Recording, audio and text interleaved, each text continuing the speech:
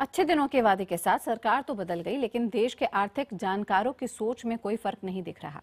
भारत में कितने गरीब हैं और कौन गरीब है, इस पर सी रंगराजन कमेटी ने अपनी नई रिपोर्ट सौंपी है। पूर्व आरबीआई गवर्नर सी रंगराजन की अध्यक्षता वाली एक कमेटी ने देश में गरीबी की नई परिभाषा दी है।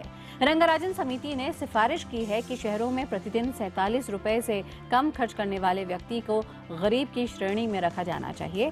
वहीं गांवों में 32 रुपए प्रतिदिन खर्च करने वाले व्यक्ति को गरीब की श्रेणी में रखा जाना चाहिए। ये रिपोर्ट रंगराजन कमेटी ने योजना मंत्री राज इंद्रजीत को सौंपी है। इस समिति के अनुसार देश में हर 10 में से 3 व्यक्ति गरीब है। इस तरह से रंगराजन समिति ने तेंदुलकर समिति की तरफ से तय की गई गरीबी रेखा का पैमाना ही बदल दिया है। इससे पहले 2011 में तेंदुलकर कमेटी ने शहरों में 33 रुपए प्रतिदिन खर्च करने वाले व्यक्ति और गांव में 27 रुपए खर्च करने वाले को गरीब नहीं माना था। अब रंगराजन समिति ने उस गरीबी के जिन को फिर से बहसों में ला दिया है और वो भी कुछ उसी तरह की बातें करते दिख रहे हैं। इस रिपोर्ट में मोदी सरकार अपना पहला बजट 10 जुलाई को पेश करने वाली है। जाहिर तौर पर यह भी एक मुद्दा होगा वाद विवाद के लिए।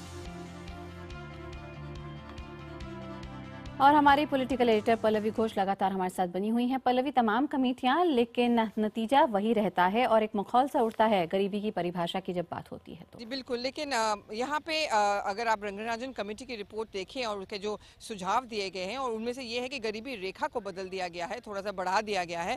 पिछले बार यूपीए सरकार के समय जब तेंदुलकर कमेटी ने सुझाव दिए थे, उस समय यूपीए की सरकार की बहुत निंदा इस बात पे हुई थी कि आप गरीबों के साथ मजाक कर रहे हैं। क्यों ये रिकमेंडेशंस इंपॉर्टेंट होते हैं? इसीलिए क्योंकि इसके आधार पर अगर देखिए, सरकार के ऊपर कोई मजबूरी नहीं है कि ये रंगराजन कमेटी के जो सुझाव दिए गए हैं उसको पूरी तरह से अपनाएं, लेकिन अगर सरकार इसको अपनाती भी है और इसको आधार बनाती है कि किस तरह से हम सब्सिडीज देंगे, किस तरह के हम फैसिलिटीज देंगे, किस तरह के विकास का दर दिया जाएगा, हमारी नीतियां क्या रहेंगी, उस पैमाने से अगर आप देखें तो रिकमेंडेशन जो दिए गए हैं रंगराजन कमेटी के वो बहुत ही अहम माने जाते हैं।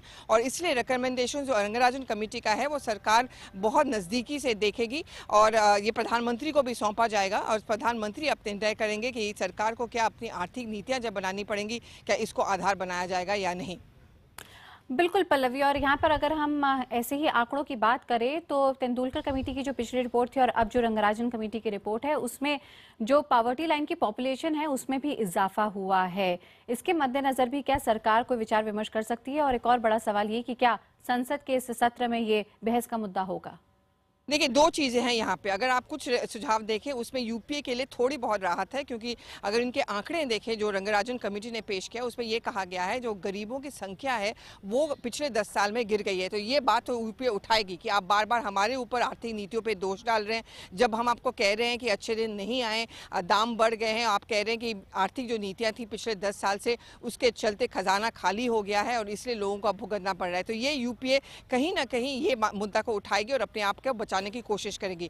लेकिन जहां हम बात करें सुझावों की, क्या सरकार उठा सकती है कि नहीं, जैसे कि मैंने थोड़ी देर पहले कहा था कि ये सुझाव बाइंडिंग नहीं है। सरकार ये खुद तय करती है कि हमें कौन से आंकड़े अपनाने हैं, क्या पूरी तरह से हम रिकमेंडेशंस या सुझाव अपनाएंगे या अगर हमें अपनाना है तो कहां तक अपनाएं। अगर सरकार को ये ठीक लगता है तो ये जो आंकड़े दिए गए हैं गरीबी रेखा के वहां तक वो अपना सकते हैं और उसको आधार बनाते हुए जो सब्सिडीज जो दिया जाता है, चाहे वो आधार का कार्ड हो, चाहे वो एनपीएल हो, चाहे जो सब्सिडीज दिया जाता है केरोसिन पे, एलपीजी पे, सिलेंडर्स पे, उसको आधार बनाते हुए सरकार अपनी नीतियां आगे बना सकती है। तमाम जानकारी के लिए पल्लवी आपका बहुत बहुत शुक्रिया।